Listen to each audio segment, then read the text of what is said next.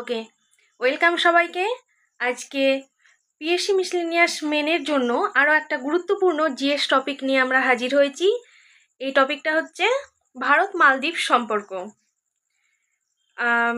ভারত মালদ্বীপ সম্পর্ক যদি আমরা দেখি কিছুদিন আগে, এর আগে কিন্তু ভারত এবং মালদ্বীপের মধ্যে দীর্ঘদিন ধরেই কিন্তু একটা সুসম্পর্ক ছিল, কিন্তু বর্তমানে যিনি প্রেসিডেন্ট এসেছেন মালদ্বীপে, মোহাম্মদ মুইজু, তিনি আসার পর থেকে ভারত মালদ্বীপসের মধ্যে একটা রিলেশন কিন্তু খারাপের দিকে ক্রমাগত অগ্রসর হয়েছে এবং মোহাম্মদ মুইজু কিন্তু চীনপন্থী বলা যায়। চীনের প্রতি প্রভাবটা কিন্তু অনেক বেশি, সুতরাং অটোমেটিক্যালি ভারতের সঙ্গে রিলেশন কিন্তু খারাপ হয়েছে। তো নোটস শুরু করার আগে চলো আমরা একটু ম্যাপ দেখে অবস্থানগুলো দেখে নিই, মালদ্বীপসের অবস্থান, এবং ম্যাপ দেখে বোঝার চেষ্টা করি ভারতের জন্য মালদ্বীপসের কেমন গুরুত্ব এবং মালদ্বীপের কাছে ভারতের কেমন গুরুত্ব। আচ্ছা, মালদ্বীপ দেখতে পাচ্ছ, এই যে এটা হচ্ছে মালদ্বীপ। এই যে ক্ষুদ্র ক্ষুদ্র এতগুলো অনেক অনেক দ্বীপের সমষ্টি হচ্ছে মালদ্বীপ। এতগুলো দ্বীপ কিন্তু বসবাসযোগ্য নয়, সব দ্বীপগুলোই বসবাসযোগ্য নয়। আচ্ছা, এটা হলো মালদ্বীপ, আর এই যে এটা হচ্ছে আমাদের লাক্ষাদ্বীপ। এটা মিনিকয়, মানে খুবই শর্ট ডিস্টেন্স বলতে পারো। আর অবস্থান অনুযায়ী এটা হচ্ছে ভারত মহাসাগরে, তাই তো? ভারত মহাসাগরে অবস্থান করছে। এবং আমাদের যে প্রথম প্রতিবেশী পররাষ্ট্র নীতি আছে তার কিন্তু একটা গুরুত্বপূর্ণ অংশ হচ্ছে মালদ্বীপস। ঠিক আছে, তো ম্যাপ থেকে আমাদের এটুকু ক্লিয়ার হয়ে গেল। তো এবার যদি সংক্ষেপে আমি ভারত মালদ্বীপসের রিলেশন সম্পর্কে একটু বলতে যাই, তাহলে আমাকে কিছু কথা অবশ্যই এখানে বলে নিতে হবে। সেটা হলো, যখন দেখো মালদ্বীপস যখন প্রথম নতুন একটা রাষ্ট্র হিসেবে আত্মপ্রকাশ করে, তখন কিন্তু ভারত প্রথম দেশ ছিল যেটা কিনা মালদ্বীপসকে প্রথম স্বীকৃতি দান করে। ঠিক আছে, যে সম্পর্কটা একদম সূচনা কিভাবে হচ্ছে, মালদ্বীপসের জন্ম থেকে যে সম্পর্ক দুই দেশের মধ্যে, সেটা দেখছি। ঠিক আছে, তারপরে অপারেশন ক্যাকটাস বলে একটা অপারেশন ভারত কিন্তু মালদ্বীপসের ওপর চালায়। কখন? সেই সময় কিন্তু মালদ্বীপসে একটা গণ অভ্যুত্থান, সরকার বিরোধী গণ অভ্যুত্থান হয়েছিল এবং সেটা দমন করবার জন্য ভারত মালদ্বীপসের ওপর অপারেশন ক্যাকটাস বলে একটা অপারেশন চালিয়েছিল। তারপর এখন বর্তমানে মালদ্বীপসে যে সর্ববৃহৎ হসপিটালটা আছে, সেই হসপিটালটাও কিন্তু ভারতের সহায়তাতেই তৈরি। ঠিক আছে, আবার মালদ্বীপসের প্রধান অর্থনীতিটা ডিপেন্ড করে কিসের ওপর? ট্যুরিজমের ওপর। আর সব থেকে বেশি সংখ্যক ট্যুরিস্ট কোথার থেকে যায়? এই যে ভারত থেকে। আমাদের ভারত থেকে সব থেকে বেশি ট্যুরিস্ট মালদ্বীপসে যায়। ঠিক আছে, তো মোটামুটি এইগুলো গেল তোমার মালদ্বীপস কিভাবে ভারতের ওপর ডিপেন্ডেন্ট। এবার যদি বলি ভারতের জন্য মালদ্বীপস কেন গুরুত্বপূর্ণ, আচ্ছা দেখো, অবস্থান অনুযায়ী মালদ্বীপসের এই যে অবস্থান ভারত মহাসাগরে, এই অঞ্চলের তোমার নিরাপত্তা বলো বা ব্যবসা, এই সমস্ত ক্ষেত্রে কিন্তু লোকেশন অনুযায়ী এটা ভারতের জন্য খুব ইম্পর্টেন্ট। আবার অপরদিকে এটা হচ্ছে ভারতের প্রথম পররাষ্ট্র নীতির একটি গুরুত্বপূর্ণ অংশ। ঠিক আছে, তাহলে চলো এবার নোটসটা শুরু করা যাক। নোটস শুরু করার আগে আমি বলে দিই একটা কথা, যে দেখো তোমাদের নোটস কিন্তু একদম সম্পূর্ণ বাংলা ভাষায় এবং কমপ্লিট নোটস প্রোভাইড করা হচ্ছে। ঠিক আছে, তো পুরো ভিডিওটা তোমরা দেখো এবং পুরোটা বুঝবার চেষ্টা করো। আর নোটের যে সাইজ সেটা কিন্তু একদম কম্প্যাক্ট এবং প্রিসাইজ।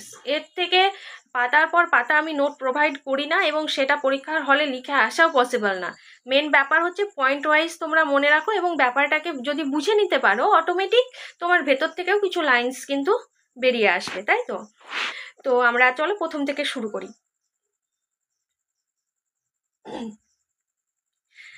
তো এখন যিনি বর্তমানে রাষ্ট্রপতি আছেন তিনি হচ্ছেন পিপলস ন্যাশনাল কংগ্রেস পার্টির অন্তর্গত মোহাম্মদ মুইজু, যার আমল থেকে কিন্তু ভারত মালদ্বীপসের রিলেশনটা একটু অন্যরকম হতে শুরু করেছে। আগের পার্টি মালদ্বীপিয়ান ডেমোক্রেটিক পার্টি যখন ছিল, তখন এই পার্টি বা তার রাষ্ট্রপতি কিন্তু ভারতের সঙ্গে সব সময় একটা সুসম্পর্ক বজায় রেখে চলেছেন। আচ্ছা, এবার ভূমিকা হিসেবে দেখো, প্রতিবেশী প্রথম কৌশলের অংশ হিসেবে ভারতের কাছে মালদ্বীপ কূটনৈতিকভাবে গুরুত্বপূর্ণ। ভারত মহাসাগর অবস্থানের কারণে মালদ্বীপ ভারতের কাছে কৌশলগতভাবেও গুরুত্বপূর্ণ। যদিও ভারত ও মালদ্বীপের মধ্যে সম্পর্ক সর্বদা ঘনিষ্ঠ, বন্ধুত্বপূর্ণ এবং বহুমুখী, কিন্তু মালদ্বীপের সাম্প্রতিক রাজনৈতিক পট পরিবর্তন দুই দেশের মধ্যে উল্লেখযোগ্য চ্যালেঞ্জ তৈরি করেছে। ঠিক আছে, এবার আমরা দেখব যে কি কি চ্যালেঞ্জ তৈরি হয়েছে, কি কারণে ভারতের সাথে মালদ্বীপের সম্পর্কটা এরকম পর্যায়ে যাচ্ছে, খারাপের দিকে এগোচ্ছে। দেখো, ভারত মালদ্বীপের কূটনৈতিক বিরোধ, কিভাবে এই বিরোধটা শুরু হলো। 2024 সালে জানুয়ারিতে ভারতের প্রধানমন্ত্রী নরেন্দ্র মোদী লাক্ষাদ্বীপকে প্রমোট করবার জন্য কিছু ছবি তার সোশ্যাল হ্যান্ডেলে কিন্তু পোস্ট করেন। ঠিক আছে, তো সেই পোস্টে তিনি মালদ্বীপ সম্বন্ধে কিন্তু কোনো কথাই বলেননি, তিনি জাস্ট লাক্ষাদ্বীপের ট্যুরিজমটাকে প্রমোট করতে চেয়েছিলেন। কিন্তু যখনই তিনি এই সোশ্যাল মিডিয়াতে তিনি এই ছবিগুলো পোস্ট করেন, মালদ্বীপ থেকে কিছু কুরুচিকর মন্তব্য, স্পেশালি তাদের এমনকি মন্ত্রিসভার কিছু মন্ত্রীও নরেন্দ্র মোদীর বিরুদ্ধে কিছু খারাপ মন্তব্য করে বসেন। তাদের ধারণা বা তাদের মন্তব্য অনুযায়ী প্রধানমন্ত্রী মালদ্বীপের ট্যুরিজমটাকে নষ্ট করতে চেয়েছেন, তারা যেটা বোঝাতে চেয়েছিলেন। ঠিক আছে, কিন্তু প্রধানমন্ত্রীর সোশ্যাল মিডিয়া যেখানে ফটো ছাড়েন সেখানে কিন্তু কোনো রকম মালদ্বীপ সম্পর্কে কোনো কিছুই তিনি উল্লেখ করেননি। এবার যখনই খারাপ কুরুচিকর মন্তব্য আসতে শুরু করে, তাদের ওই মন্ত্রী 3 জনকে কিন্তু বরখাস্তও করা হয়, কিন্তু ততক্ষণে অনেক দেরি হয়ে গেছে।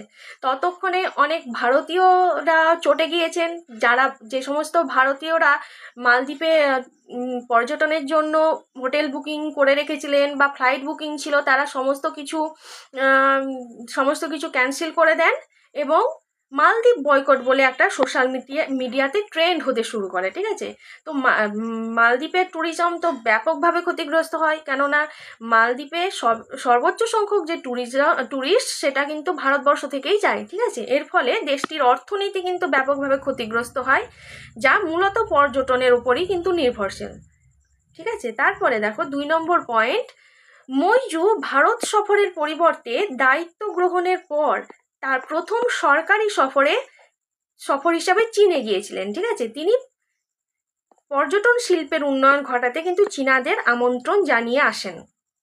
এবার দেখো, এই যাবৎ পর্যন্ত যত রাষ্ট্রপতি এসেছেন পদে মালদ্বীপসে, তারা কিন্তু প্রথম বৈদেশিক সফর হিসেবে ভারতবর্ষকে চুজ করে নিতেন। ঠিক আছে, এবার মৈজু প্রথম এমন রাষ্ট্রপতি হলেন যিনি কিন্তু তার প্রথম বৈদেশিক সফর হিসেবে চীনে গেলেন। ওখানে গিয়ে চীনের সাথে বৈঠক করা, তার সাথে চুক্তি করা এবং ট্যুরিজমে ডেভেলপ করবার জন্য চীনাদের তিনি আমন্ত্রণ জানিয়ে আসলেন মালদ্বীপসে আসার জন্য।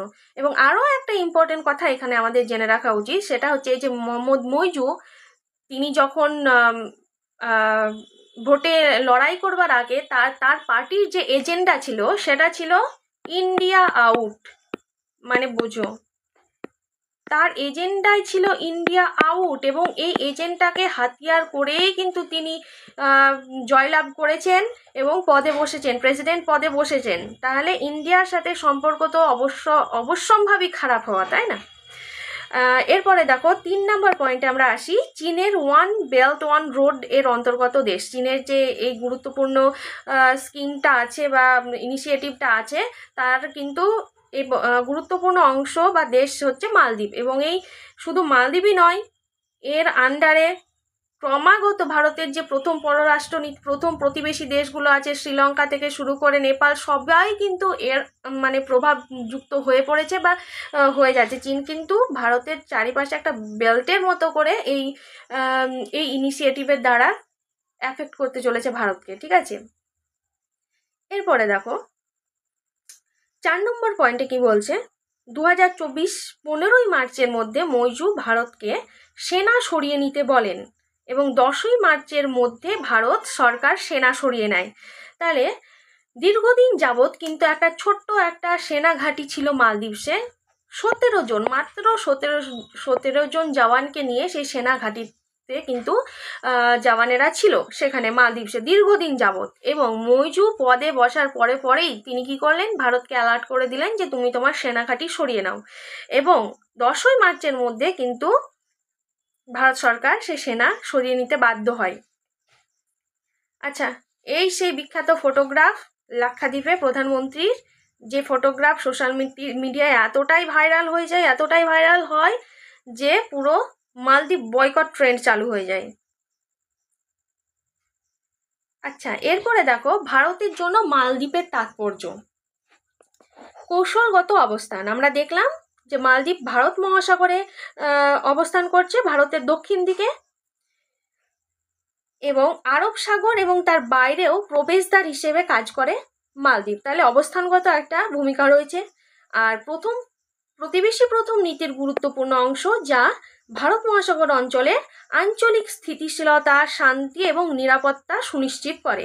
বোঝা গেল? তাহলে এটা হলো ভারতের জন্য মালদ্বীপের তাৎপর্য। এবার আমরা দেখব মালদ্বীপের জন্য ভারতের তাৎপর্য। ভারত কোন কোন সময় মালদ্বীপের উপকার করেছে বা উপকারে লেগেছে। দেখো, মালদ্বীপের স্বাধীনতার পর ভারত সর্বপ্রথম এটিকে স্বীকৃতি দেয় এবং কূটনৈতিক সম্পর্ক স্থাপন করে। ভারত চাল, মশলা, শাকসবজি এবং ওষুধ সহ নিত্য প্রয়োজনীয় জিনিসপত্রের একটি গুরুত্বপূর্ণ সরবরাহকারী। আচ্ছা, 2014 সালে 4 ডিসেম্বর মালদ্বীপে, বানানটা একটু ভুল হয়েছে, মালদ্বীপে পানীয় জলের তীব্র সংকট দেখা যায়। হ্যাঁ, মালদ্বীপে তোমার যে একমাত্র জল শোধনাগারটি ভেঙে পড়ে এবং চরম সংকট দেখা যায় পানীয় জলের। তখন কিন্তু ভারত সাহায্যের হাত বাড়িয়ে দেয় এবং বোতল ভর্তি পানীয় জলের জাহাজ কিন্তু মালদ্বীপে পাঠায়। এবার দেখো, ভারত মালদ্বীপের শিক্ষার্থীদের জন্য প্রাথমিক শিক্ষা প্রদানকারী হিসেবে কাজ করে, যারা ভারতীয় প্রতিষ্ঠানগুলিতে উচ্চশিক্ষা গ্রহণ করে। তাহলে শিক্ষা ক্ষেত্রেও কিন্তু ভারতের অবদান রয়েছে মালদ্বীপের প্রতি। এবার 1988 সালে অপারেশন ক্যাকটাসের মাধ্যমে একটি অভ্যুত্থান যখন হওয়ার চেষ্টা হয়, তখন কিন্তু মালদ্বীপকে সুরক্ষা প্রদান করা, মালদ্বীপে তখনকার যে সরকার ছিল তাকে কিন্তু সুরক্ষা প্রদান করে ভারত। আর মালদ্বীপের পর্যটনে ভারতের আধিপত্য রয়েছে। তারপর এই যে ইন্দিরা গান্ধী মেমোরিয়াল হসপিটাল, যেটা বর্তমানেও মালদ্বীপের সব থেকে বড় হসপিটাল, সেটা কিন্তু ভারতই বানিয়ে দেয়। ঠিক আছে। আবার কোভিড-19 সময়তেও মালদ্বীপ ভারতের কাছ থেকে অনেক উপকার পেয়েছে। তারপর দীর্ঘদিন ভারতীয় সেনাবাহিনীর একটা অংশ, এই যে 17 জন সেনা কিন্তু মালদ্বীপে ছিল। এই গেল তোমার মালদ্বীপের জন্য ভারতের তাৎপর্য। এবার লাস্ট যেটা হচ্ছে কনক্লুশন। তাহলে এতক্ষণ পর্যন্ত আমরা দেখলাম যে সম্পর্কটা খারাপের দিকে এগোচ্ছে, এবং লাস্ট হচ্ছে তোমার যে একটা আশার কথা বলা যায়, যে নরেন্দ্র মোদীর তৃতীয়বার শপথ গ্রহণ অনুষ্ঠানে কিন্তু মোহাম্মদ মইজু উপস্থিত ছিলেন, এবং দুটি দেশই তাদের কূটনৈতিক এবং দ্বিপাক্ষিক সম্পর্ক উন্নতির লক্ষ্যে এগিয়ে যাবে বলে যাই হোক প্রতিজ্ঞাবদ্ধ হয়েছেন, এবং আমরা এটা আশা করতে পারি। ঠিক আছে। তো এই গেল আজকের নোটস। একদমই বড় নয় এবং একদম কম্প্যাক্ট জিস্ট লেখা। এটা এক্সাম পারপাসের জন্য একদম সঠিক পরিমাণের লেখা বলতে পারো। এটা 20 মিনিটের জন্য একটা সাফিসিয়েন্ট লেখা। তো যদি তোমাদের ভিডিওটি বা ক্লাসটি ভালো লাগে তো অবশ্যই লাইক করো, কমেন্ট করো, এবং আমার চ্যানেলটি সাবস্ক্রাইব করে দিও। আর এরকম যদি গুরুত্বপূর্ণ ক্লাসের ওপর, টপিকের ওপর তোমরা ক্লাস চাও, তাহলে অবশ্যই আমাকে কমেন্ট করে জানিও। আচ্ছা, তাহলে আজকে এই পর্যন্তই। Stay tuned with me.